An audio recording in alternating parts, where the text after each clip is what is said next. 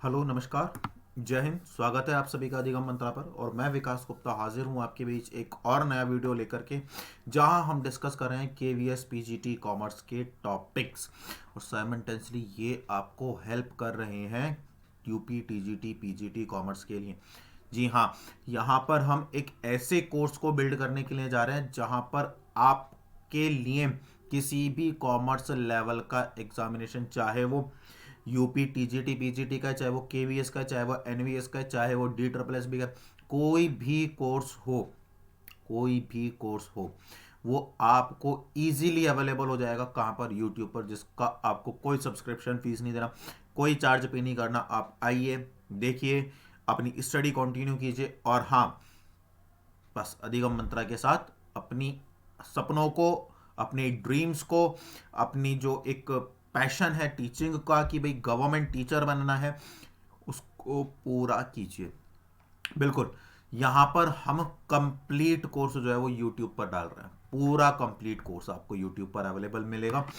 आप कभी भी जैसे एक्सेस कर सकते हैं, ये कंप्लीटली आपके लिए है।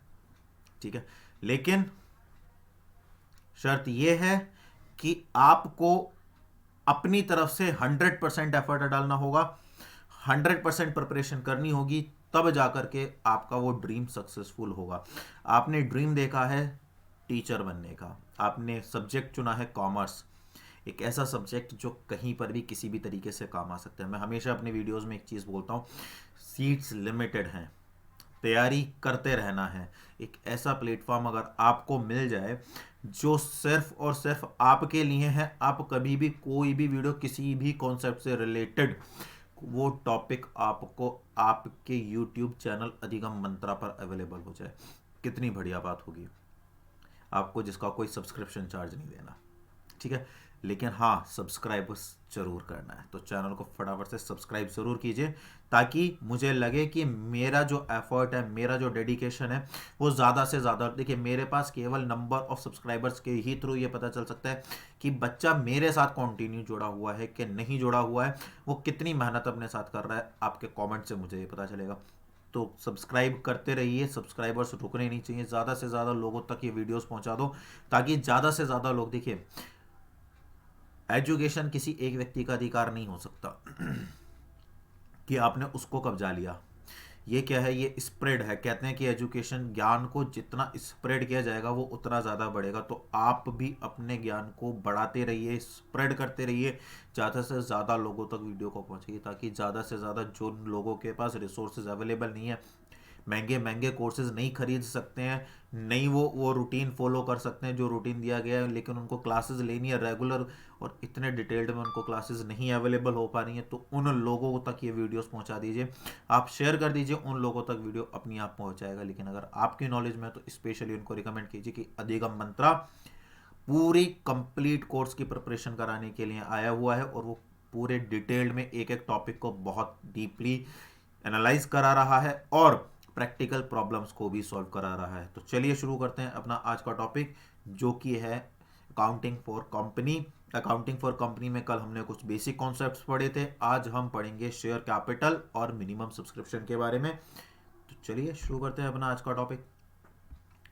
लेकिन टॉपिक शुरू करने से पहले, अगर आज आप पहली बार चैनल पर आए तो प्रीवियस वीडियो जरूर देखिएगा, उससे आपको पता चलेगा कि हमने किन किन चीज़ों को डिस्कस किया और आपका जो बेस है वो क्लियर होगा। चलिए शुरू करते हैं बेटा। सबसे पहले शेयर कैपिटल। शेयर कैपिटल होता क्या है? शेयर कैपिटल होता क्या है, सबसे पहले तो यही देखते हैं। देखिए, शेयर कैपिटल, शेयर का मतलब होता है, share means a share in the share capital of a company and it includes stock. देखिए, ये कोई एक फर्म है, ठीक है, इस फर्म को दो लोगों ने शुरू करा और इन्होंने कहा कि इस कंपनी की जो वैल्यूएशन है वो 1 लाख रुपए हम रखेंगे। क्या रखेंगे? 1 लाख रुपए। तो इसमें से 50,000 तो ए ने लगा दिए और 50,000 किसने लगा दिए? बी ने लगा दिए। तो इसका मतलब है कि कंपनी का आधा शेयर किस पर चला गया, ए पर चला गया, और कंपनी का आधा शेयर किस पर चला गया, बी पर चला गया। इसका मतलब जो कंपनी की टोटल कैपिटल है, जब आप उस टोटल कैपिटल में अपना कंट्रीब्यूट करते हो, अपना अमाउंट कंट्रीब्यूट करते हो, तो उस कंट्रीब्यूशन को, आप समझ रहे हैं, उस कंट्रीब्यूशन को क्या कहा जाता है, शेयर कहा जाता है, शेयर कैपिटल कहा जाता है। क्या कहा जाता है, शेयर कैपिटल। और जितने परसेंट की ओनरशिप आप ले रहे हो उस कैपिटल के बदले, वो कही जाती है share.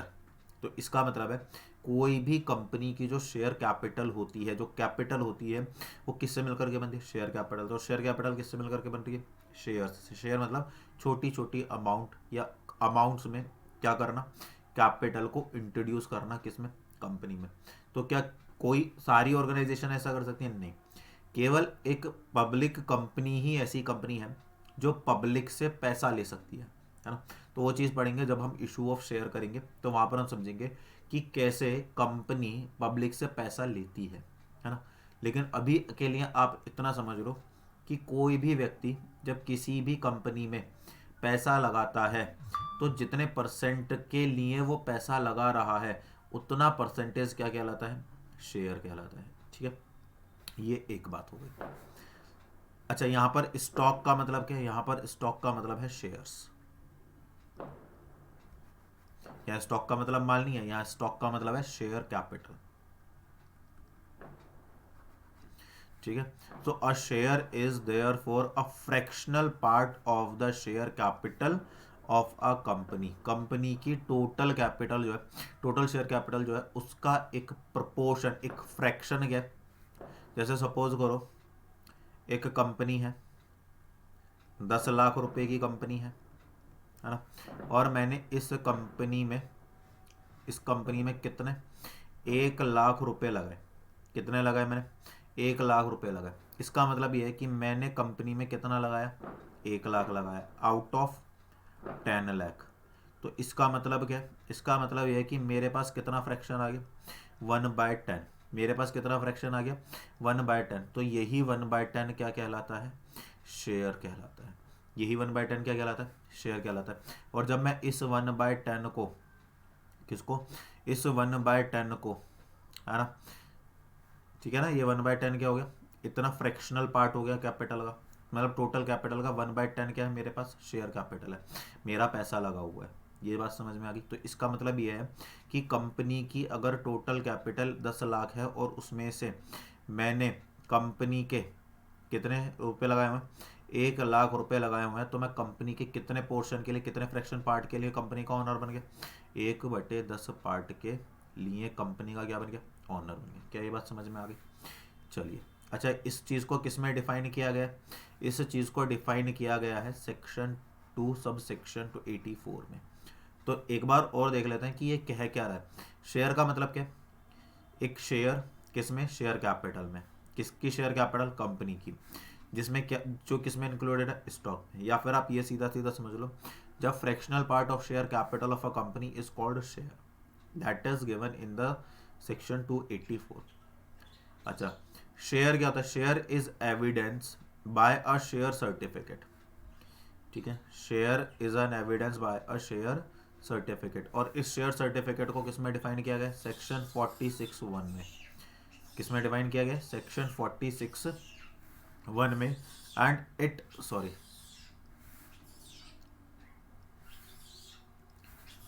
It specifies the shares held by a member and it is evidence of the title of member to the share। Title का मतलब यहाँ पर ऑनर्स है। तो each share in a company having share capital is distinguished by it's appropriate number. ये कहा गया है सेक्शन 45 में। अब इसको मैं हिंदी में बता देता हूँ कि हिंदी में इसका मतलब क्या होता है। देखिए,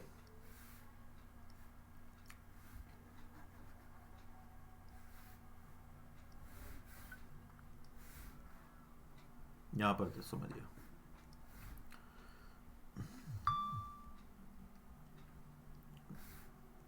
कंपनी की,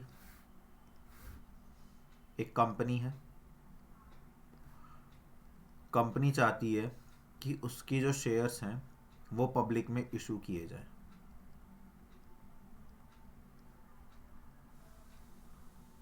किस में इशू किए जाए? पब्लिक में इशू किए जाए। क्या यहाँ तक ये वाली बात समझ में आ गई? एक मिनट मुझे देखने दो कि ये सारी चीज़ें आपको दिख रही हैं या नहीं दिख रही हैं। एक मिनट दीजिए बस, 1 मिनट भी क्या, कुछ ही सेकंड। चलिए, दिख रही हैं।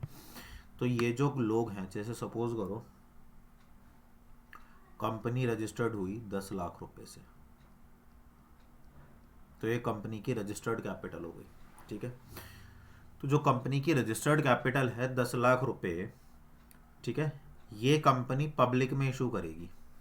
तो लेकिन पब्लिक में कंपनी इशू तो कर देगी, लेकिन कंपनी ऐसे ही इशू नहीं करेगी। कंपनी क्या करेगी? कंपनी एक प्रोस्पेक्टस इशू करेगी। क्या इशू करेगी? Prospectus to all of these. Company क्या करेगी? एक प्रोस्पेक्टस इशू करेगी। अब उस प्रोस्पेक्टस में होगा क्या? वो एक हसीन सपने होंगे कुछ। क्या होंगे? कुछ हसीन सपने होंगे। हसीन सपने कैसे? हसीन सपने होंगे जैसे कि अगर आप हमें अपनी अमाउंट पे करते हैं, यदि आप हमें अपनी, मतलब कंपनी कह रही है पब्लिक से, तो हम आपको अपनी कंपनी का मालिक बना देंगे। और बॉस कंपनी ये करती है, कंपनी ने पिछले कुछ सालों में इतना रेवेन्यू किया है, इतना डाइवर्सिफिकेशन किया है, ये पता नहीं, बहुत सारी अच्छी बातें कंपनी उस प्रोस्पेक्टस में लिखती है।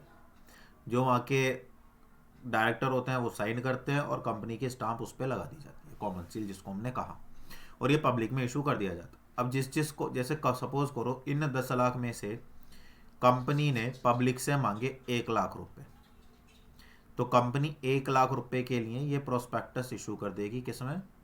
पब्लिक के बीच में। क्या ये वाली बात समझ में आ गई? अब जब पब्लिक के बीच में ये प्रोस्पेक्टस जाएगा तो लोग बाग देखेंगे, अरे वाह, कंपनी ने तो बहुत अच्छा रिटर्न दिया, कंपनी से तो बहुत फायदा हो रहा है, तो चलो क्यों ना कंपनी में पैसा लगाया जाए, है ना। अब जब मेंबर्स, ये जो पब्लिक है ना, ये जो पब्लिक है, ये जब इसमें पैसा लगाएगी, किसमें? कंपनी में पैसा लगाएगी। जैसे यहाँ से पैसा आना शुरू हुआ, तो अब 10 लाख तो कंपनी की रजिस्टर्ड कैपिटल है, तो लोग बाग जो पैसा भेजेंगे वो कितने के लिए भेजेंगे? बोलो, कितने के लिए भेजेंगे? 1 लाख के लिए। तो कंपनी के पास 1 लाख रुपया यहाँ से आना शुरू हो गया। अब कंपनी के पास जब पैसा आना शुरू हुआ, कंपनी के पास जब पैसा आना शुरू हुआ, तो कंपनी ने इसके बदले इन लोगों को एक शेयर सर्टिफिकेट देना शुरू कर दिया। क्या देना शुरू कर दिया? एक शेयर सर्टिफिकेट देना शुरू कर दिया। ठीक है ना। और ये जो शेयर सर्टिफिकेट था, इन लोगों को क्या देना शुरू कर दिया? Share certificate.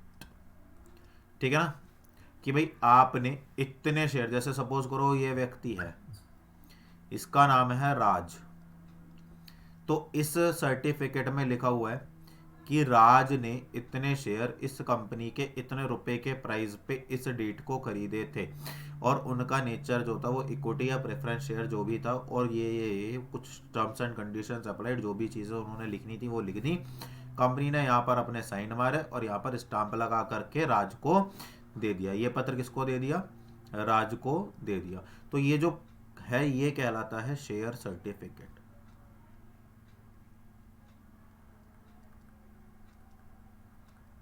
क्या कहलाता है? ये शेयर सर्टिफिकेट कहलाता है। क्या ये बात समझ में आ गई? चलिए आगे आ जाइए। अब आई होप ये बात क्लियर हो गई होगी। तो शेयर सर्टिफिकेट किस में डिफाइन किया गया है? सेक्शन 46(1) में। तो it specify the share held by a member. तो ये स्पेसिफाई करता है कि एक मेंबर ने कितने शेयर्स लिए हुए हैं, और ये एविडेंस है। एविडेंस का मतलब टाइटल ऑफ मेंबर, कि भाई अब आज के बाद से, है ना, जब जैसे ये शेयर सर्टिफिकेट मिलता है कि आज के बाद से आप हमारी कंपनी के मेंबर बन गए हैं। क्या बन गए हैं? आप हमारी कंपनी के मेंबर बन गए हैं। To the share each share in a company having share capital. हर शेयर में कंपनी की क्या होती है? शेयर कैपिटल होती है, जिसको क्या डिस्टिंग्विश किया जाता है?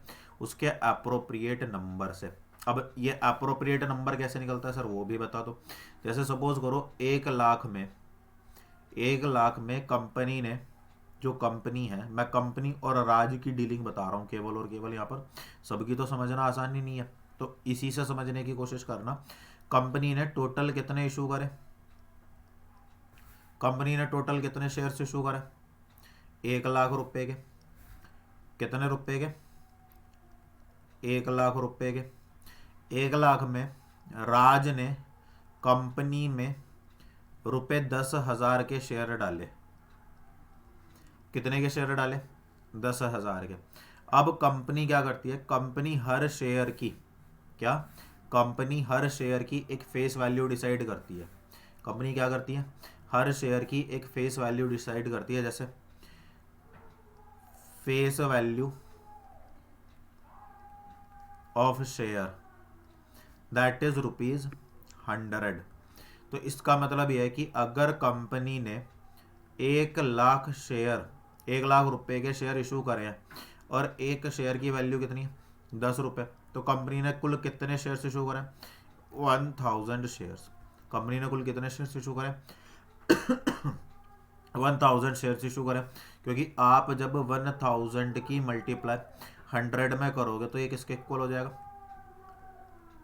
1 लाख रुपए किसके इक्वल हो जाएगा, 1 लाख रुपए के। तो अब सोचो राज ने कितने दिए, राज ने कितने दिए, राज ने दिए 10,000 रुपये।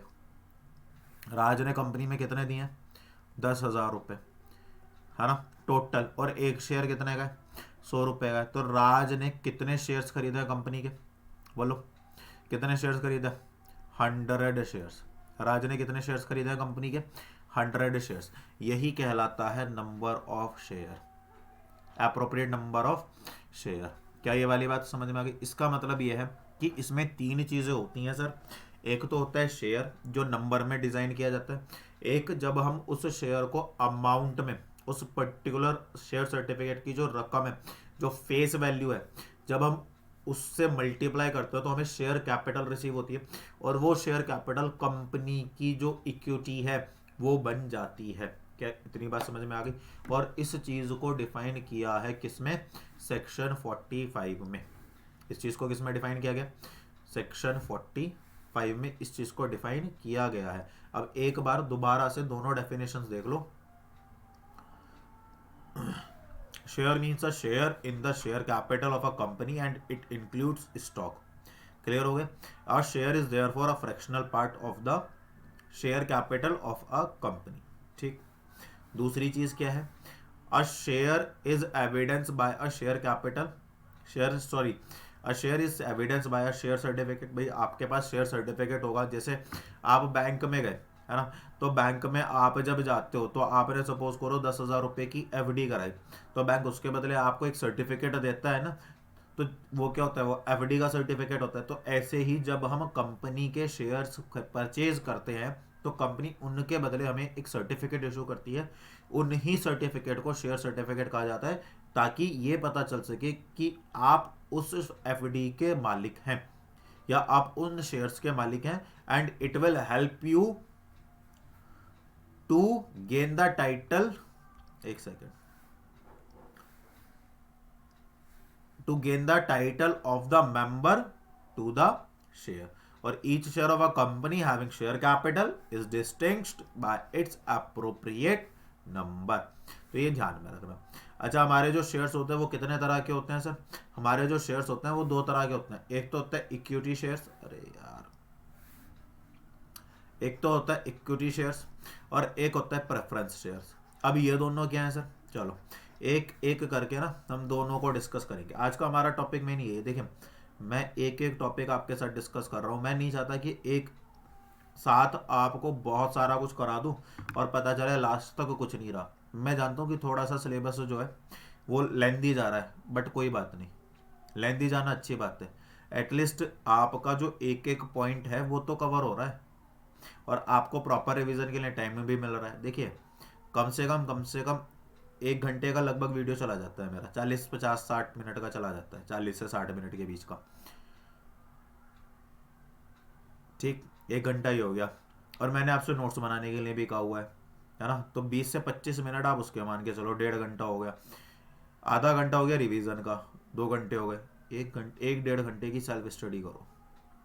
और ये जो 3 से 4 घंटे तुम दोगे ना, ये 3 से 4 घंटे अगर डेडिकेशन के साथ तुमने दे दिए तो बेटा गवर्नमेंट जॉब लग जाएगी, देख लेना। पर डे में 4 घंटे, अब यार कैसे निकालने हैं, है ना, वो थोड़ा सा टाइम मैनेज करना पड़ेगा। पर हाँ एक चीज़ है कि कभी भी टाइम टेबल को एक साथ मत बनाना कि इतने डेली का 4 घंटे पढ़ना है, चाहे सुबह पढ़ो, चाहे शाम को पढ़ो, चाहे दिन में पढ़ो, चाहे 1 1 घंटे करके पढ़ो, चाहे आधे आधे घंटे करके पढ़ो, 4 घंटे पढ़ना ही पढ़ना है, ये ध्यान में रहे, है ना। एक एक सेकंड बचाना शुरू कर दो। चलो पहले इक्विटी शेयर्स के बारे में बात करते हैं। इक्विटी शेयर्स को किस में डिफाइन किया गया है? Section 43 sub section A.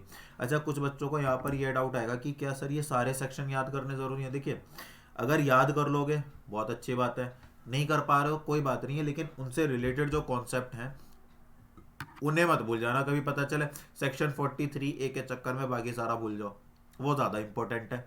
आपके बात समझ में आ रही है ये वाली? ठीक है ना। तो ये एक चीज़ है, सेक्शन याद कर होते हैं बहुत अच्छी बात है, नहीं होते हैं तो कोई बात नहीं है। बाकी मैंने तो लिखी नहीं है तो आपको ये हेल्प कर ही देंगे, है ना, आपको ये हेल्प कर ही देंगे, कोई टेंशन ही नहीं है। ठीक है। Offer fraction ownership of the company. Raj ने, कंपनी ने क्या किया था? कंपनी ने 1 लाख शेयर, 1 लाख रुपए की कैपिटल इशू करी थी। हाँ जी। राज ने कितने के लिए अप्लाई करा था? सर 10,000 शेयर, 10,000 रुपये, 10,000 रुपये। इसका मतलब है कि सर अगर नंबर ऑफ शेयर की बात करें तो कंपनी ने सर क्या कहते हैं 1,000 शेयर्स इशू करे थे। कंपनी ने कितने शेयर्स इशू करे थे? 1,000 शेयर, और जिसमें से 100 शेयर किसने लिए थे?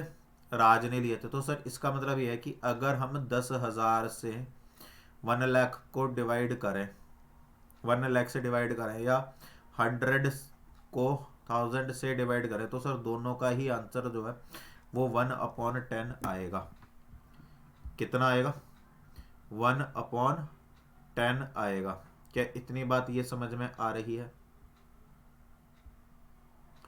दोनों का ही आंसर कितना आएगा? 1/10 आएगा। इसका मतलब क्या? इसका मतलब यह है कि राज कंपनी में 1/10, कितना? 1/10 शेयर के लिए क्या बन गया? ऑनर बन गया। 1/10 के लिए क्या बन गया? ऑनर बन गया। क्या इतनी बात ये समझ में आ गई आपके? क्लियर है ये वाली बात? चलिए आगे बढ़ते हैं। दूसरा क्या है? Equity shares are issued to the general public for the first time through IPO. IPO को कहता है इनिशियल पब्लिक ऑफर। क्या कहते हैं इसको? Initial public offer. तो इक्विटी शेयर्स जो है वो जनरल पब्लिक को, अभी हमने डिस्कस करा था ऊपर, किसको इशू किया जाता है? जनरल पब्लिक को इशू किया जाता है। यहाँ पर हमने सारा मैकेनिज्म डिस्कस किया। तो किसको इशू किया जाता है? जनरल पब्लिक को इशू किया जाता है। और जब कंपनी पहली बार, है ना, जब कंपनी पहली बार अपने शेयर इशू करती है तो उसे कहा जाता है इनिशियल पब्लिक ऑफर। क्या कहा जाता है? Initial public offer. ठीक, यहाँ तक आपके सभी के समझ आ गया होगा। आगे बढ़ते हैं। Equity shares are not convertible. Equity shares को किसी में भी कन्वर्ट नहीं किया जा सकता, है ना। तो आपका सीधा सीधा क्वेश्चन बनता है विच शेयर्स कैन बी कन्वर्टेड, है ना। इक्विटी शेयर्स, प्रेफरेंस शेयर्स, या स्वीट इक्विटी शेयर, या बोनस शेयर्स। तो किन्हें कन्वर्ट किया जा सकता है ना, सॉरी किसे कन्वर्ट नहीं किया जा सकता? Equity shares. या यहाँ पर आपको when the company issues to their shares to the general public at the first time is known as. तो वहाँ पे आपके 4 ऑप्शन आ जाएंगे। So the IPO will be the correct answer, है ना। तो ये एक चीज़ है, यहाँ से क्वेश्चन बन सकता है। ठीक है, देखिए क्वेश्चन कहीं से भी बन सकता है, और यही एक कारण है जिसकी वजह से मैंने इन्हें डिस्क्रिप्टिव वे में ना लिख करके पॉइंट टू पॉइंट मैंने इन चीज़ों को लिखा है। डिविडेंड क्या होता है? देखिए डिविडेंड क्या होता है, डिविडेंड समझता है ना। डिविडेंड क्या होता है? डिविडेंड होता है लाभांश। पहले तो ये समझिए डिविडेंड क्या होता है, लाभांश। जैसे कंपनी को प्रॉफिट हुआ, यहाँ पर मैं इक्विटी की बात कर रहा हूँ, है ना। कंपनी को प्रॉफिट हुआ 1 लाख, ठीक है। अब इसमें से सारे इंटरेस्ट और टैक्स पे करने के बाद, सारे इंटरेस्ट और टैक्स पे करने के बाद कंपनी क्या करेगी, कंपनी जो प्रेफरेंस शेयर्स हैं जिन्हें हम बाद में भी डिस्कस करने वाले हैं, उनके डिविडेंड इशू करेगी, है ना, उनको रिटर्न देगी। मतलब जैसे सपोज करो 20,000 का इंटरेस्ट दिया, है ना, और 40,000 का टैक्स दिया, ऐसी हाइपोथेटिकली, तो कितने चले गए, 60,000, 40,000 बचे। 40,000 में सपोज करो 3,000 जो है वो प्रेफरेंस शेयर होल्डर है, कितने रुपए के, 30,000 रुपए के। एक प्रेफरेंस शेयर 10 रुपए का यहाँ पर हमने कंसिडर कर लिया, कितने का कर लिया हमने, 10 रुपए का कंसिडर कर लिया। और ये जो प्रेफरेंस शेयर्स हैं, है ना, कितने के प्रेफरेंस शेयर्स जो हैं ये हमारे एट द रेट 20% है। तो 20% का मतलब कितना हो गया, 30,000 का 20% कितना होता है, 6,000। तो 6,000 पहले जो है प्रेफरेंस शेयर्स को डिविडेंड दिया जाएगा, मतलब लाभ में से हिस्सा दिया जाएगा, और उसके बाद बाकी जो होगा वो किसको दिया जाएगा, इक्विटी शेयर होल्डर्स को दिया जाएगा। तो इसका मतलब ये है कि डिविडेंड का मतलब क्या होता है, शेयर ऑफ प्रॉफिट या portion of profit which is paid by the company to its the shareholder in the form of return या प्रॉफिट या earning of the shareholders. किसी भी कंपनी का जो सोल मोटिव होता है वो शेयर होल्डर्स की जो वेल्थ है उसको मैक्सिमाइज करना होता है। ये लाइन कोट कर लेना, कहीं पर लिख लेना, the sole motive of the firm is to maximise the shareholders wealth. ठीक है, इसका मतलब क्या, उनकी वेल्थ कब बढ़ेगी, जब कंपनी उन्हें अच्छा रिटर्न देगी। अच्छा, रिटर्न का मतलब क्या होता है, जैसे आपने बैंक में 5 लाख रुपए जमा करे, तो उन 5 लाख के बदले आपको जो इंटरेस्ट मिल रहा है उसको हम रिटर्न कहते हैं, कि इन रिटर्न जो आपने इन्वेस्टमेंट किया है उसके बदले आपको क्या मिल रहा है, उसके बदले आपको क्या मिल रहा है, तो जो उसके बदले में आपको मिल रहा है वो रिटर्न कहलाता है। क्या कहलाता है, रिटर्न कहलाता है। और उस रिटर्न को शेयर्स की लैंग्वेज में डिविडेंड कहते हैं, है ना। तो डिविडेंड कौन इशू करता है, कंपनी इशू करती है। किसे इशू करती है, सॉरी, शेयर होल्डर्स को इशू करती है। तो इसका मतलब क्या है कि शेयर होल्डर्स के लिए एक तरह की इनकम है, शेयर होल्डर्स के लिए क्या है, एक तरह की इनकम है जो कंपनी उन्हें देती है अपने बचे हुए प्रॉफिट में से। ठीक है, ये एक चीज है। तो dividend is paid after the payment of preference share and can not accumulate. Accumulate का मतलब होता है संचय। जैसे सपोज करो ये हमारा फर्स्ट ईयर है, या फर्स्ट ईयर की जगह इसको लिखो, क्या लिख सकते हैं, 2021 है, 2020-21 है। सपोज करो इक्विटी शेयर होल्डर को इस साल डिविडेंड नहीं मिला, तो ये अगली साल आ गए, अगली साल क्या आ गया, 21 और 22। तो अब इन्हें जो डिविडेंड मिलेगा, इन्हें जो भाई 20-21 में तो डिविडेंड मिला नहीं, तो अब इन्हें जो डिविडेंड मिलेगा वो केवल और केवल इस ईयर का ही मिलेगा, इस ईयर का डिविडेंड नहीं मिलेगा। जबकि प्रेफरेंस शेयर में क्या होता है, प्रेफरेंस शेयर्स में यहाँ का डिविडेंड ट्रांसफर होकर के यहाँ पर मिल जाता है, जिसकी वजह से उन्हें 2021 और प्लस 21 और 22 दोनों ईयर का जो डिविडेंड है वो कैसे मिलेगा, एक साथ मिलेगा। तो इसी को कहा जाता है एक्यूम्यूलेट। ठीक है, तो दो चीज़ें यहाँ पर हमने डिस्कस करी है। पहली चीज़ जो हमने डिस्कस करी है वो ये करी है कि जो डिविडेंड दिया जाता है वो कंपनी के द्वारा शेयर होल्डर्स को दिया जाता है उनकी वेल्थ मैक्सिमाइज करने के लिए, पहली चीज़।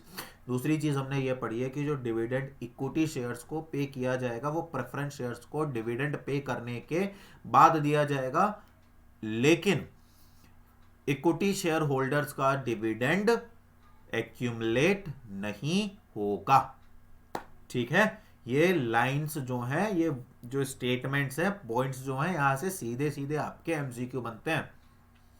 ठीक है, चलिए, equity shareholders are known as the real owner of the company, so they enjoy the voting right in the company. इसका मतलब क्या, कंपनी की जब एनुअल जनरल मीटिंग होती है तो उसमें पार्टिसिपेट कौन करता है, इक्विटी शेयर होल्डर करता है। उसमें वोटिंग करने का अधिकार फिर किसे मिलेगा, इक्विटी शेयर होल्डर्स को मिलेगा। क्लियर है ये वाली बात, तो यहां पर ये ध्यान में रखना। दूसरा क्या, equity shares are not redeemable, redeemable during the life of the company. Redeemable का मतलब होता है रीपेमेंट, इसका मतलब क्या है, आपने कंपनी के इक्विटी शेयर्स खरीदे, तो अब आप उन्हें कन्वर्ट तो करा नहीं सकते, और दूसरी चीज क्या, इक्विटी शेयर्स जो होता है ना वो रिडीमेबल नहीं होते। रिडीमेबल मतलब उनका जो रीपेमेंट है ना, मतलब जैसे आपने, जैसे राज था, है ना, तो राज ने कंपनी में 10,000 रुपये लगाए, है ना, तो जब राज ने कंपनी में 10,000 रुपये लगाए, उसने इक्विटी शेयर्स में लगाए, तो राज को उनका पेमेंट है ना कब मिलेगा, जब कंपनी वाउंड अप होगी। क्या, जब कंपनी वाउंड अप होगी तभी उसको रीपेमेंट मिल सकता है। तो क्या इसका मतलब सर, कोई कंपनी में अगर इन्वेस्टमेंट करे, इक्विटी शेयर्स खरीदे, तो उसको होल्ड रखना पड़ेगा? ऐसा कोई मैंडेटरी नहीं। आप बेच सकते हो, आप क्या कर सकते हो, आप बेच सकते हो, है ना, आप ट्रांसफर कर सकते हो, लेकिन कंपनी अपनी लाइफ में उनका रीपेमेंट नहीं करेगी। हाँ, एक केस हो सकता है, दैट इज बायबैक। क्या हो सकता है, बायबैक। अगर आपको ये वाला लाइन दिख रही है, बायबैक को मैंने डिफाइन किया, बायबैक ऑफ शेयर्स क्या होते हैं, तो कई बार यहां से भी क्वेश्चन आपका पूछ लिया जाता है। चलिए मैं आपको एक जूम कर देता हूं यहाँ पे, आई होप ये चीज़ आपको दिख गई होगी अब, है ना, एक सेकंड रुकना। चलिए, तो बायबैक क्या है, buyback is a corporate action in which a company buys back, वापस से खरीद लेती है its share from the existing shareholder. जैसे कंपनी ने राज से शेयर्स को क्या कर लिया, वापस से खरीद लिया, usually at a price higher than the market price. Suppose करो मार्केट में 120 चल रहा है, भाई देखो मेरे शेयर, मेरी ओनरशिप है, अब मैं क्यों बेचूं, मुझे लग रहा है कि भाई प्रॉफिट हो रहा है ना, कंपनी अच्छा रिटर्न दे रही है, तो कंपनी कह रही है कि भाई वापस दे दो। मैंने कहा मैं तो नहीं दे रहा, तो कंपनी की आप एक काम करो, आपका जो शेयर का प्राइस है वो 120 चल रहा है, we will pay you 150 for each share. तो 30 रुपए का इंस्टेंट फायदा हो रहा है, तो आपने क्या करा, आपने कंपनी को बेच दिए। तो इसका मतलब ये है कि बायबैक वाली कंडीशन में कंपनी को तो नुकसान हो जाता है क्योंकि उसको ज्यादा पे करना पड़ रहा है, लेकिन जो इन्वेस्टर है, जो शेयर होल्डर है, उसको फायदा हो जाता है क्योंकि उसको मार्केट वैल्यू से कम पैसा वहां पर मिल रहा होता है। तो ये एक चीज है, तो ये भी ध्यान में रखना बायबैक ऑफ शेयर क्या था। इसके बाद हम बात कर रहे हैं, they are riskier in compare of preference share. अच्छा, रिस्कियर क्यों है, रिस्कियर इसलिए है क्योंकि कंपनी, जो इक्विटी शेयर होल्डर्स हैं, उनका रीपेमेंट कंपनी के वाउंड अप पर करती है। और कंपनी का वाउंड अप क्यों होगा, भाई एक बात बताओ, आपका बिजनेस चल रहा है, तो जब आपका बिजनेस चल रहा है और वो प्रॉफिट गेन कर रहा है, तो आप वाउंड अप क्यों ही करोगे। इसका मतलब कि अगर आप वाउंड अप कर रहे हो तो आपका बिजनेस कहीं ना कहीं लॉस में जा रहा है, और अगर आपका बिजनेस लॉस में जा रहा है तो इसका मतलब ये कि you are not able to meet your liability, आप अपनी लाइबिलिटीज को पूरा नहीं कर पा रहे, और लाइबिलिटीज को पूरा नहीं कर पाने का मतलब है कि there must be a less probability कि आपको आपका पैसा वापस मिलेगा। तो इसका मतलब है कि इक्विटी शेयर होल्डर्स को उनका पैसा वापस मिलेगा, इस बात की कोई श्योरिटी नहीं होती है, इसीलिए इनका जो रिस्क होता है वो ज़्यादा होता है, और इसीलिए रिस्क ज़्यादा होने की वजह से इन्हें कंपनी का ऑनर बनाया जाता है और इन्हें ही वोटिंग राइट दिया जाता है। तो कंपनी के जितने भी डिसीजंस होते हैं उसके लिए, सॉरी, कंपनी के जितने भी डिसीजंस होते हैं उनके लिए बराबर रूप से साझेदार होते हैं, ये बात भी ध्यान में रखें, ठीक है। आई थिंक, मुझे नहीं लगता कि ये अकेला इक्विटी शेयर्स आपको इतना डिटेल में कहीं पर पढ़ने को मिला होगा, कुछ ज़्यादा ही डेप्थ में हो गया ना। वैसे एक एक चीज़ समझ में आ रही है कि नहीं आ रही, फटाफट से ज़रा कमेंट करके बताओ, क्योंकि मुझे तो वैसे पता ही नहीं चल रहा है, लाइव क्लास तो है नहीं है, तो थोड़ा आइडिया हो जाएगा कि हाँ भाई वास्तव में चीज़ें समझ में आ रही हैं, है ना। तो एक बार ज़रा कमेंट करो और बताओ मुझे कि हाँ भाई आपने कब देखा, एक तो ये मुझे ये पता चल जाएगा कि आप देख कब रहे हो, है ना, दूसरा मुझे ये पता चल जाएगा कि आप देख भी रहे हो या खाली स्किप स्किप मार रहे हो।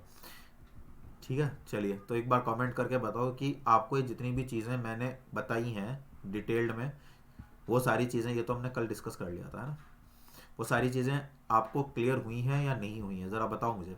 चलिए प्रेफरेंस शेयर्स बात करते हैं। देखिए प्रेफरेंस शेयर्स का थोड़ा सा है टॉपिक, बस यही वाला आज हमारा है ना, प्रेफरेंस शेयर्स। जो इक्विटी शेयर्स हैं उसको 43A में हमने डिस्कस करा है, और क्या कहते हैं सेक्शन बी में प्रेफरेंस शेयर्स हमने डिस्कस करे हैं। देखिए प्रेफरेंस शेयर्स में आपको एक चीज सुनने के लिए मिल जाएगी, preference shares are those shares which are not equity shares. ऐसा नहीं होता। या कई बार आपको प्रेफरेंस शेयर समझा दिया जाएगा, इक्विटी शेयर्स में क्या दिया जाएगा, equity shares are those shares which are not preference shares. Actual definition क्या है वो नहीं पता। देखिए हम बता रहे हैं, हम डिस्कस कर रहे हैं, फायदा होना चाहिए आप लोगों को, है ना। बेनिफिट आप लोगों को मिलना चाहिए। आप लोगों को बेनिफिट नहीं मिलेगा तो फिर क्या ही फायदा है। आपकी नॉलेज, आपका गेन और आपका ड्रीम, अधिगम मंत्रा का ड्रीम है ना। तो आपका ड्रीम अगर पूरा हो गया तो अधिगम मंत्रा ऑटोमेटिकली अपने आप को सक्सेसफुल समझने लगेगा। ठीक है, देखिए अधिगम मंत्रा पूरी तरह से आपके साथ है ना। मैंने स्टार्टिंग में भी कहा था कि हम ऐसा प्लेटफॉर्म डेवलप कर देना चाहते हैं जहां पर आपके लिए किसी भी वीडियो को या किसी भी टॉपिक को एक्सेस करना बहुत आसान हो जाए। ठीक है, और आगे बहुत सारी चीज़ें हैं जो दिमाग में चल रही हैं। तो होलसोल आपको इसमें एक ही प्लेटफॉर्म पर बहुत सारा वर्सेटिलिटी जो है, बहुत कुछ कॉमर्स के बारे में जानने के लिए मिल जाएगा, है ना। तो इसीलिए सपोर्ट करते रहिए चैनल को। आपकी सपोर्ट के बिना कुछ नहीं होने का, ये ध्यान में रखें। अगर आप चाहते हैं कि वास्तव में एक ऐसा प्लेटफॉर्म हम लोग डेवलप करें कि आपके साथ साथ बाकी जो आने वाली जनरेशन है, आने वाले जो लोग हैं जो भी बीएड कर रहे हैं, मास्टर कर रहे हैं, आने वाले टाइम में वो भी जब एग्जाम देंगे तो उनके लिए एक ऐसा प्लेटफॉर्म तैयार हो जाए जहां पर कोई भी व्यक्ति आसानी से क्या कर ले, एक्सेस कर ले और उसको पढ़ ले। ठीक है, तो आपका सपोर्ट वहां पर बहुत ज़्यादा ज़रूरी है, तो इसके लिए आपको सपोर्ट करना ज़रूरी है। ठीक है, चलिए बाकी तो आप ही मालिक है, तो देख लीजिए अपने हिसाब से, है ना। तो शेयर करते रहिए चैनल को, कहने का मतलब ये है कि ज़्यादा से ज़्यादा लोगों तक पहुंच जाना चाहिए। खैर चलिए, preference shares section 43 B, they are not the owner of the company, only the equity shareholders are the owner of the company. केवल और केवल जो इक्विटी शेयर होल्डर्स हैं, है ना, जो इक्विटी शेयर होल्डर्स हैं वही क्या होते हैं, कंपनी के मालिक होते हैं। क्लियर है ये वाली बात। अच्छा हाँ, कुछ बच्चों को जो हिंदी वाले हैं उसमें एक चीज़ मैं बता देता हूँ। एक सेकेंड, जो इक्विटी होता है, इक्विटी शेयर्स जो होता है, इक्विटी का मतलब होता है समता अंश, है ना। और जो प्रेफरेंस होता है वो होता है पूर्वाधिकार, पूर्वाधिकार अंश, है ना। तो ये ध्यान में रखना। तो प्रेफरेंस शेयर्स क्या होता है, पूर्वाधिकार अंश क्या होता है, दे आर नॉट, ये कंपनी के मालिक नहीं होते। तो कंपनी के मालिक कौन होता है, कंपनी के मालिक केवल और केवल समतांशधारी होते हैं, मतलब इक्विटी शेयर होल्डर्स होते हैं। ठीक है, preference shares get a priority, priority का मतलब होता है प्राथमिकता, over equity shares for payment of dividend. अभी हमने पहले डिस्कस भी किया था कि जो कंपनी का प्रॉफिट है, तो कंपनी अपने प्रॉफिट में से सबसे पहले क्या करेगी, इंटरेस्ट पे करेगी, इंटरेस्ट पे करने के बाद टैक्स पे करेगी, टैक्स पे करने के बाद जो प्रेफरेंस शेयर्स हैं उनका डिविडेंड पे करेगी, और उसके बाद फिर इक्विटी शेयर होल्डर्स को, मतलब संतांशधारियों को डिविडेंड पे किया जाएगा। डिविडेंड मतलब लाभांश, ये एक चीज है। अच्छा, प्रेफरेंस शेयर्स में जो डिविडेंड होता है, मतलब लाभांश जो होता है, उसकी जो दर होती है, उसका जो कूपन रेट होता है वो फिक्स्ड होता है कि हमें इतना ही देना है। ये एक चीज है। इसके बाद बात करते हैं, दे आर रिडीमेबल। रिडीमेबल मतलब इनका पूर्व भुगतान संभव है, पूर्व भुगतान, रीपेमेंट, है ना। अच्छा, they do not carry voting right, इनको वोट करने का अधिकार नहीं है क्योंकि ये कंपनी के मालिक नहीं कहे जाते हैं। इसके बाद क्या है, they get priority for refund of capital over equity share holder. जैसे कंपनी जब वाउंड अप होती है, तो कंपनी वाउंड अप के समय सबसे पहले जो कंपनी के लीगल रिप्रेजेंटेटिव्स होते हैं जो कंपनी का वाउंड अप कर रहे हैं, सबसे पहले उनको पेमेंट किया जाता है। उसके बाद फिर कंपनी की जो थर्ड पार्टीज हैं उनको पेमेंट किया जाता है। फिर जो प्रेफरेंस शेयर होल्डर्स हैं उनको पेमेंट किया जाता है, और उसके सबसे लास्ट में इक्विटी शेयर होल्डर्स को पेमेंट किया जाता है उनकी कैपिटल का अगर बचता है तो, जो कि मोस्ट प्रोबेबली नहीं ही बचता है। और इसीलिए मैंने आपसे कहा था जब हम इक्विटी शेयर्स पढ़ रहे थे समतांश के बारे में, कि जो समतांशधारी होते हैं, इक्विटी शेयर होल्डर्स होते हैं, वो ज़्यादा रिस्की होते हैं। ज़्यादा रिस्की क्यों, क्योंकि उनका पेमेंट सबसे लास्ट में होता है। तो there will be a less possibility कि उनको उनका पैसा मिलेगा या नहीं मिलेगा। अच्छा मुझे एक बात बताओ ये देख करके कि ये वाला जो फ्लो चार्ट है वो आपको दिख रहा है या नहीं दिख रहा है। ये इसको जूम कर दूं थोड़ा सा, है ना।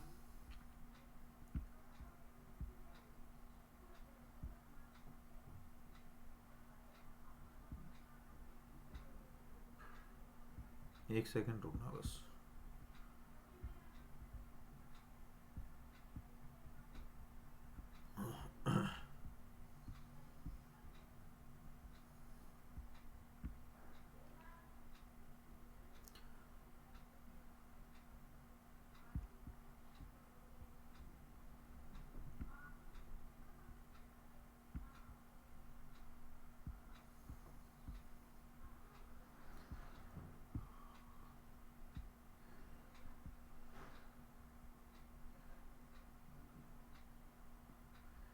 चलिए, आई थिंक दिख रहा है ना? हाँ दिख रहा है। चलिए, कर दिया सेट इसको। और अब आप चाहो तो इसका स्क्रीनशॉट भी ले सकते हो। तो क्लासिफिकेशन किया है। देखिए, इसका क्लासिफिकेशन 4 तरीके से होता है। पहला, on the basis of dividend. दूसरा, on the basis of conversion. तीसरा, on the basis of participation of profit. और चौथा, on the basis of redemption. तो सबसे पहले हम बात कर रहे हैं on the basis of dividend. Dividend क्या होता है ये मैंने आपको बता ही दिया। तो कॉम्युलेटिव, संचयी, नॉन कम्युलेटिव, गैर संचयी।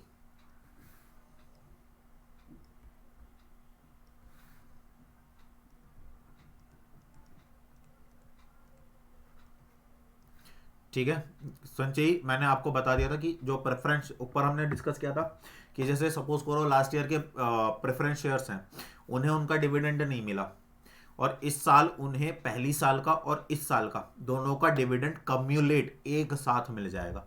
लेकिन कुछ जो प्रेफरेंस शेयर्स होते हैं वो नॉन कम्युलेटिव होते हैं। इसका मतलब अगर उन्हें पहली साल का डिविडेंड नहीं मिला है तो उन्हें पहली साल का डिविडेंड नहीं मिलेगा, मतलब उनका पहली साल का डिविडेंड इस साल ट्रांसफर नहीं होगा। उन्हें केवल और केवल इसी साल का डिविडेंड पे किया जाएगा। तो यहाँ पर हमने लिखा भी है, दैट इज, इसको और छोटा करना पड़ेगा इसके लिए, that is dividend can be accumulated and will be paid. Dividend को एक्यूमुलेट कर दिया जाएगा और फिर उसको क्या कर दिया जाएगा, पे कर दिया जाएगा, है ना। नॉन कम्युलेटिव में क्या लिखा है, do not enjoy the right of arrear of dividend. जो डिविडेंड उन्हें नहीं मिला, एरियर मतलब नहीं मिला है, किसको, प्रेफरेंस शेयर होल्डर्स को। जो डिविडेंड प्रेफरेंस शेयर होल्डर्स को नहीं मिला है वो उस डिविडेंड को प्राप्त करने का जो अधिकार है उसको इंजॉय नहीं कर पाते। इसका मतलब उन्हें उसका त्याग करना पड़ता है। They have to sacrifice the previous year dividend which is in arrear. Clear हो गया, पहली चीज क्लियर हो गई। दूसरा क्या पढ़ रहे हैं, दूसरा पढ़ रहे हैं on the basis of conversion. On the basis of conversion का मतलब क्या, कन्वर्जन, कन्वर्जन का मतलब क्या होता है, एक तो कन्वर्टेबल होता है। कन्वर्टेबल का मतलब क्या होता है, जिन्हें आप परिवर्तित कर सकते हो, जिन्हें आप क्या कर सकते हो, परिवर्तित कर सकते हो। परिवर्तनशील, क्या, परिवर्तनशील। और एक क्या होता है, अपरिवर्तनशील। तो कन्वर्टेबल का मतलब क्या होता है, परिवर्तनशील। और नॉन कन्वर्टेबल का मतलब क्या होता है, अपरिवर्तनीय यानी या अपरिवर्तनशील। तो have the right to convert into equity. ये जो शेयर्स हैं इन्हें किस में ट्रांसफर किया जा सकता है, किस में कन्वर्ट किया जा सकता है, इक्विटी शेयर्स में। दोबारा ध्यान से सुनो, प्रेफरेंस शेयर्स को किस में कन्वर्ट किया जा सकता है, इक्विटी शेयर्स में। और non convertible obviously do not carry right to conversion in the equity shares. Non convert में क्या होता है, ये किसी में भी कन्वर्ट नहीं हो सकते। क्लियर है। देखिए पहला क्या पढ़ा, पहला हमने पढ़ा डिविडेंड के बेसिस पर। तो डिविडेंड या तो जुड़ सकता है या नहीं जुड़ सकता। अगर जुड़ेगा तो कम्युलेटिव होगा, नहीं जुड़ेगा तो नॉन कम्युलेटिव होगा। पहली चीज क्लियर हो गई। दूसरी बात हमने पढ़ी कन्वर्जन के बेसिस पर, कन्वर्ट हुआ तो कन्वर्टेबल है, नहीं कन्वर्ट हुआ तो नॉन कन्वर्टेबल है। इसमें कोई बहुत ज्यादा रॉकेट साइंस नहीं है कि कैसे याद होगा। On the basis of participation in profit, है ना। एक तो होता है पार्टिसिपेटिंग, एक होता है नॉन पार्टिसिपेटिंग। इसका मतलब क्या, कि अगर कंपनी को प्रॉफिट हुआ, प्रॉफिट के बाद उसने इंटरेस्ट दिया, इंटरेस्ट के बाद उसने टैक्स दिया, टैक्स के बाद डिविडेंड दिया, डिविडेंड के बाद इक्विटी शेयर होल्डर्स को डिविडेंड दे दिया, और उसके बाद भी कंपनी के पास सरप्लस है भाई, तो कुछ जो शेयर होल्डर्स होते हैं वो पार्टिसिपेटिंग होते हैं कि वो उन्हें भी उसमें पार्टिसिपेशन मिल जाता है। जिसको पार्टिसिपेशन मिल गया कंपनी के सरप्लस में वो पार्टिसिपेटिंग हो गए, और जिसको नहीं मिला वो नॉन पार्टिसिपेटिंग हो गए। पार्टिसिपेटिंग का मतलब होता है भागीदारी। इसका मतलब यह है कि सरप्लस में जिसकी भागीदारी है वो भागीदारी है, और जिनकी भागीदारी नहीं है वो गैर भागीदारी होता है। वेल जो भी है, मतलब वो भागीदारी नहीं है, पार्टिसिपेटिव और नॉन पार्टिसिपेटिव। ठीक, इसके बाद आता है साहब हमारा on the basis of redemption. Redemption मैंने कहा रीपेमेंट, तो दो तरह के होंगे, जिनका repayment in future with in the year of life, with in the life of the company, मतलब कंपनी के वाउंड अप से पहले ही अगर उनका रीपेमेंट कर दिया जाएगा वो रिडीमेबल होंगे, जिनका नहीं किया जाएगा वो नॉन रिडीमेबल होंगे। बहुत आसान भाषा है, और इसको किस में कहा गया है, आर्टिकल में कहा गया है। ये सारी चीज़ें आर्टिकल्स में लिखी हुई होती हैं। ठीक है, तो चार है, डिविडेंड मिलेगा या नहीं मिलेगा, डिविडेंड के बेसिस पर हो गया। कन्वर्ट होंगे कि नहीं होंगे, होंगे तो कन्वर्टेबल, नहीं होंगे तो नॉन कन्वर्टेबल। प्रॉफिट में पार्टिसिपेशन होगा तो पार्टिसिपेटिव, नहीं होगा तो नॉन पार्टिसिपेटिव। रिडम्पशन हो जाएगा तो रिडीमेबल, नहीं होगा तो नॉन रिडीमेबल। लेकिन हाँ, ज़्यादा से ज़्यादा वो 20 साल में रिडीम हो जाते हैं। पहले भी कर सकते हो, ऐसी कोई बात नहीं है, वो कंपनी के ऊपर होता है। देखिए ये चीज़ें कंपनी के ऊपर होती हैं ना, तो आप इस पर कुछ नहीं कह सकते। ये कंपनी का इंटरनल वो होता है कि क्या वो डिसाइड करते हैं। आर्टिकल ऑफ एसोसिएशन पूरी तरह से जो होता है वो कंपनी के नियमों के आधार पर होता है कि वो उन्होंने क्या क्या चीज़ें डिसाइड की हैं। क्लियर है, यहाँ तक क्लियर हो गया। चलिए अब शेयर कैपिटल को कैटेगराइज कर लेते हैं। दिख रहा है ये वाला, बस ये वाला और पढ़ेंगे हम। ये दिख नहीं रहा होगा आप लोगों को, मैं इसको छोटा कर देता हूँ, 1 मिनट देना जरा। अब दिख रहा है, एक नहीं दिख रहा, पूरा नहीं दिख रहा। ये फ्लो चार्ट जो है ये आपको बड़ा हेल्प करेगा। अब आप देखो इसको, अगर आप देखोगे, आप देख भी पा रहे होंगे, तो अब जब आप देखोगे तो इसको आपको पता चल रहा होगा कि भाई वास्तव में इसको बनाने में बड़ी मेहनत लगी है, ताकि आपको फुल फ्लैग एक ही जगह पर सारी चीज़ें अवेलेबल हो जाएं। देखिए मेरा डेडिकेशन 100% आपके साथ है, आपका आपके साथ कितना है और मेरे साथ कितना है ये आप बेहतर जानते हैं। आपका आपके साथ तो होना चाहिए, मेरे साथ तो खैर जो भी है, आप सब्सक्राइब कराइए मत कराइए वो एक अलग विषय है, लेकिन आपकी जॉब लग जानी चाहिए, ये आप ध्यान में रखें। और अगर आपकी जॉब लग रही है तो यार साथ साथ में मेज करीब का भी फैला कर दो, सब्सक्राइबर्स बढ़वा दो। चलिए, हालांकि मैंने सब्सक्राइबर्स की जिम्मेदारी तो आप पर ही छोड़ी हुई है। कैटेगरीज ऑफ शेयर कैपिटल देखिए, एक होती है सब्सक्राइब्ड कैपिटल पहला, एक होती है पेड अप शेयर कैपिटल दूसरा, एक होती है कॉल्ड अप शेयर कैपिटल तीसरा, एक होती है रिजर्व कैपिटल चौथा, एक होती है कैपिटल रिजर्व पांचवा, रिजर्व कैपिटल है ये कैपिटल रिजर्व है, एक होती है ऑथराइज्ड कैपिटल छठा, और एक होती है इशूड कैपिटल सातवां। अब इसको हमने ऐसे लिख तो लिया है, लेकिन हम इसको ऐसे लिखेंगे नहीं, हम इसको करेंगे यहाँ से शुरू। सबसे पहले हम बात करेंगे ऑथराइज्ड कैपिटल की। तो ऑथराइज्ड कैपिटल क्या होती है, ऑथराइज्ड होती है पूंजीकृत हाँ, रजिस्टर्ड का मतलब होता है जो कंपनी मेमोरेंडम ऑफ एसोसिएशन, पार्षद सीमा नियम, कंपनी का जो क्या कहते हैं, कंपनी का जो अधिनियम है, कंपनी का जो संलेख है या कंपनी का जो संविधान है उसमें मेंशन की हुई होती है। तो सेक्शन 28 क्या, section 2 subsection 8 of Indian companies act 2013 में इसको डिफाइन किया गया है, और इसको रजिस्टर्ड नॉमिनल भी कहा जाता है, इसको मेमोरेंडम ऑफ एसोसिएशन में लिखा जाता है, और इट कंसिस्ट इक्विटी और प्रेफरेंस शेयर्स। और इस कैपिटल में जो टोटल कैपिटल होती है इसमें इक्विटी शेयर्स और प्रेफरेंस शेयर कैपिटल दोनों लिखे हुए होते हैं, और इस चीज़ को डिफाइन किया है किसमें, सेक्शन 43 में। ये कुछ बातें हैं जो आपको इसके जो ऑथराइज कैपिटल है उसके बारे में जाननी आवश्यक है।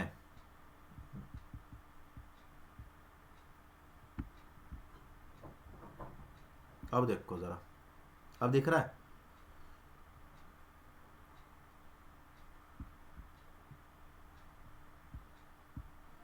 ऐसे ही दिखाना पड़ेगा, ये बहुत छोटा छोटा लिखा हुआ है ना।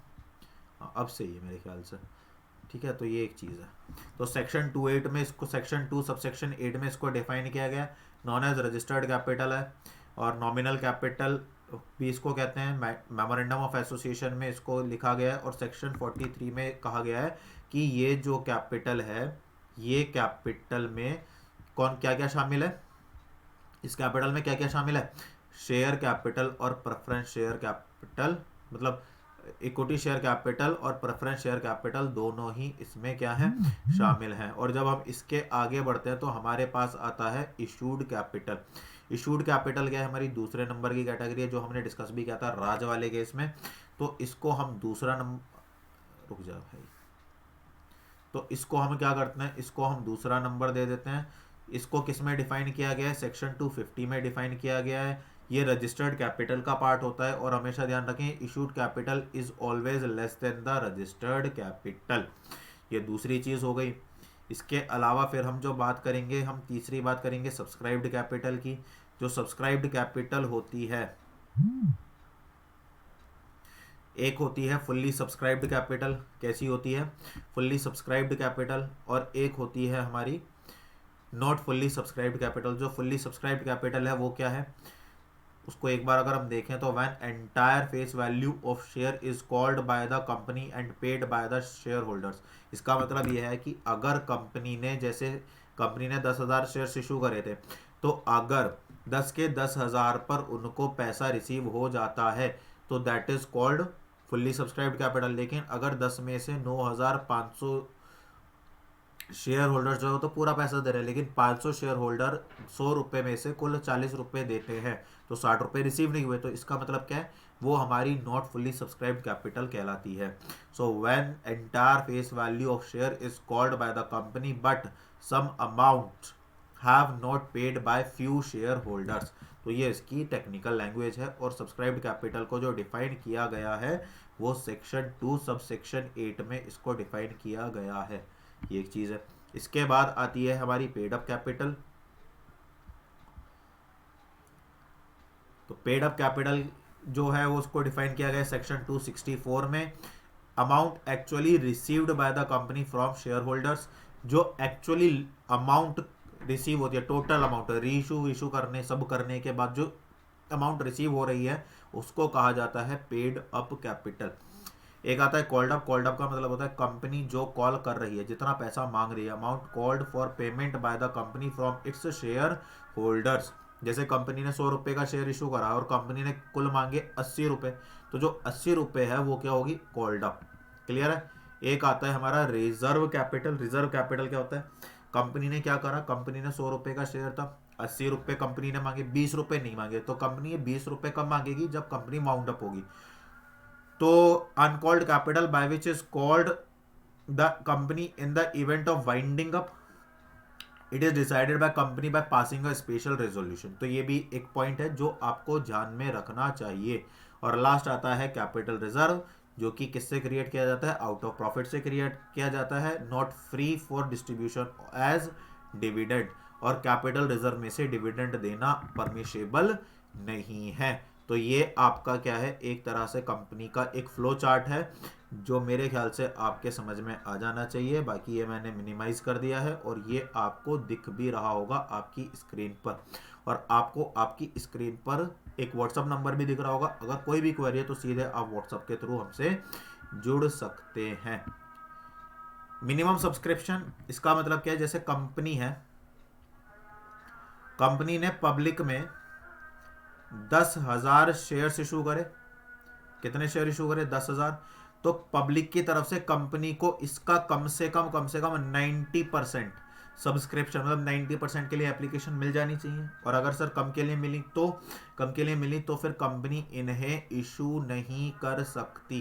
क्या कहा मैंने, कंपनी इन्हें इशू नहीं कर सकती। और इस चीज को डिफाइन किया गया है 30, देखिए, as per section 39 subsection 1, no listed company make allotment of share unless a minimum of 90% subscription is received against the issue. और अगर सर 90% से कम होता है तो मतलब सॉरी, ये 90% कब तक के लिए होते हैं, 120 days of the date of issue of prospectus. जैसे आज जो डेट है उससे 120 दिन तक कंपनी को 90% का सब्सक्रिप्शन हो जाना चाहिए। कंपनी के पास 9,000 से एप्लीकेशन पहुंच जानी चाहिए। अगर नहीं पहुंची तो कंपनी को क्या करना पड़ेगा, कंपनी को 15 दिन के अंदर अंदर जो भी सारा अमाउंट है वो क्या करना पड़ेगा, रिफंड करना पड़ेगा। और अगर कंपनी रिफंड नहीं कर पाती है तो उसे 15% पर एनम के हिसाब से क्या देना पड़ेगा, इंटरेस्ट देना पड़ेगा। और ये कहा गया है रूल 11 में। Company amendment act 2000, sorry, company amendment rule 2014 rule 11 में इस बात को कहा गया है। तो ये बात ध्यान में रखें। क्लियर है। यहां तक हमारा टॉपिक आज का कंप्लीट हो गया है। अब कल से हम कंपनी कैसे शेयर्स इशू करती है, और उनका अकाउंटिंग ट्रीटमेंट कैसे होता है वो सब हम डिस्कस करेंगे, एक एक टॉपिक करके करेंगे, ताकि आपका पूरा शेयर कैपिटल ऐसा हो जाए बिल्कुल मज़ेदार। ठीक है, बहुत ध्यान से इस चीज़ को करिए, और बाकी तो हम कल मिलेंगे, है ना। अपने नोट्स प्रिपेयर करते रहिए, ठीक है। कोई भी क्वेरी है तो उसके लिए कमेंट कीजिए, है ना। और बाकी ज़्यादा से ज़्यादा लोगों सब्सक्राइब कीजिए, और अब चैनल को ज़्यादा से ज़्यादा शेयर कीजिए। देखिए, चैनल का जो सोल मोटिव है वो आपसे जुड़ा हुआ है, तो इसलिए आप इस चीज़ को तय कीजिए कि आपको इसमें अपना कितना कंट्रीब्यूशन देना है। ठीक है, बाकी अपना ख्याल रखिए, खुश रहिए, मस्त रहिए। मिलेंगे कल एक नई वीडियो के साथ, जहां हम डिस्कस करेंगे बहुत प्यारे प्यारे क्वेश्चंस, न्यूमेरिकल के साथ क्वेश्चन डिस्कस करेंगे, मज़ेदार मज़ेदार रहेगा। चलिए, ख्याल रखिए, मस्त रहिए, खुश रहिए। जय हिंद।